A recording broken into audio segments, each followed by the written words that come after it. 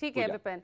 कुमार गौरव, मैं समझना चाहूंगी कि अब वाकई राष्ट्रीय लेवल पर जिस तरह से भ्रष्टाचार के मुद्दे को लेकर पूरे विपक्षी गठबंधन को मोदी सरकार घेरती आ रही है, क्या राज्य लेवल पर वाकई खुद ही भ्रष्टाचार के मामलों में, भ्रष्टाचार के मुद्दे पर खुद ही बीजेपी जो है फंसती नजर आती है? कर्नाटक में हमने देखा, अब एमपी में भी यही कोशिश कांग्रेस की तरफ से की जा रही है। देखिए बिल्कुल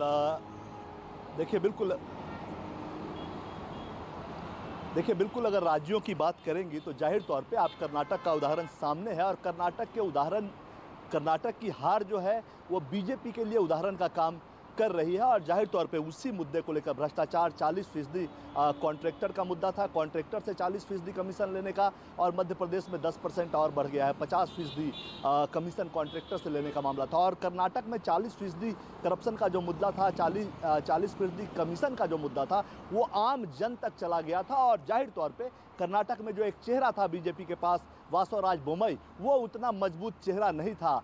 इसलिए प्रधानमंत्री नरेंद्र मोदी के चिल्ला कर कांग्रेस को और विपक्षियों को परिवारवादी और भ्रष्टाचारी बताने के बावजूद जमीन पर वहां कांग्रेस ने जो मामला फैलाया था 40% करप्शन का, 40% कमीशन का, उसको जनता ने ज़्यादा कैच किया, और परिणाम आपके सामने है। कर्नाटक में कांग्रेस की बम्पर बहुमत से सरकार बनी है, और उसी से बीजेपी को सीख मिली है कि करप्शन आज भी एक मुद्दा है। देखिए, दो तरह की, राष्ट्रीय स्तर पे जब आप आते हैं तो बीजेपी को ऐसा लगता है कि उसके पास जो चेहरा है नरेंद्र मोदी का, उस पर करप्शन का आरोप चस्पा करने में विपक्षी कामयाब नहीं हो पाते। तो मोटे तौर पर अभी जो तैयारी है राज्यों की तो है ही, लोकसभा चुनाव की तैयारी है, किसी भी तरह तीसरे टर्म में आना है, जैसा कि संसद में भी प्रधानमंत्री नरेंद्र मोदी ने अपनी ओवर कॉन्फिडेंस या कॉन्फिडेंस कहें उसको दिखाया कि तीसरे टर्म में आएंगे और देश को तीसरी सबसे बड़ी अर्थव्यवस्था बनाएंगे। एक उदाहरण मैं आपको देना चाहूँगा कि 2019 से पहले प्रधानमंत्री नरेंद्र मोदी और बीजेपी की सरकार पे करप्शन का आरोप चस्पा करने का विपक्ष की तरफ से पूरा नैरेटिव उसको बनाने का प्रयास किया गया था। नीरव मोदी का मामला था, विजय माल्या का मामला था, इसके अलावा आप पीयूष गोयल पर भी आरोप लगे थे कि वो ऊर्जा मंत्री रहते हुए एक बड़ी ऊर्जा कंपनी को अपने 10 रुपये का शेयर 9950 रुपये की दर से बेच रहे हैं। उसके बाद अमित शाह के बेटे का मामला आया कि 50,000 रुपये की कंपनी अमित शाह के सत्ता में आते ही 80 करोड़ की कंपनी हो गई। इसी तरह से तमाम मामला है। विजय माल्या का मामला आप ले लीजिए, इस बार भी मामला है जो एक प्रयास किया गया अडानी को मुद्दा बनाने का। ये सभी तमाम मुद्दे रहे, लेकिन 19 के पहले के जितने ये करप्शन के मुद्दे थे, प्रधानमंत्री नरेंद्र मोदी पे चस्पा करने का प्रयास विपक्ष की तरफ से पूरा किया गया, लेकिन वो उसमें नाकाम रहे। उससे उलट विपक्ष की अगर बात करेंगे तो 14 से ही प्रधानमंत्री करप्शन का मुद्दा लेकर घूम रहे हैं।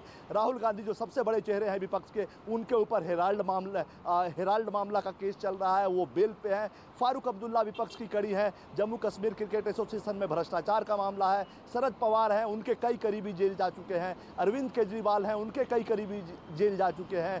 डीएमके पार्टी को देख लीजिए, करुणानिधि की जो पार्टी थी, उनके बेटे अभी मुख्यमंत्री हैं, उनके बेटे यानी पोते और दामाद पे करप्शन का मामला है। तो विपक्ष पर जो करप्शन का मामला है उसको बीजेपी के बड़े चेहरे जो हैं वो चिल्ला कर जनता के बीच उसको डिलीवर करने में कामयाब होते हैं। वहीं राष्ट्रीय स्तर पे मोदी पे जितने भी आरोप हो, कई आरोप मैंने गिनाए, लेकिन मोदी पे वो आरोप चस्पा विपक्ष नहीं कर पाता है। लिहाजा ऐसी स्थिति में बीजेपी को लगता है कि राज्यों में जो होना होगा, कम से कम केंद्र की जो सत्ता है उस पर काबिज रहने के लिए, और प्रधानमंत्री मोदी ऐसा चेहरा है जो कि अगले प्रधानमंत्री पद का भी उम्मीदवार है, तो उस पर करप्शन का आरोप चस्पा कोई भी पार्टी नहीं कर सकती। उनकी साफ छवि है, मजबूती से बोलते हैं, मजबूती से काम करते हैं। इसलिए करप्शन के मुद्दे को बीजेपी बड़ा मुद्दा बनाती है ताकि ये आराम से विपक्ष को इस मुद्दे के तले दबा सके। करप्शन और परिवारवाद दो बड़ा मुद्दा है जिसे लेकर बीजेपी पिछले कुछ दिनों से ही माहौल बना रही है, और प्रधानमंत्री खुलकर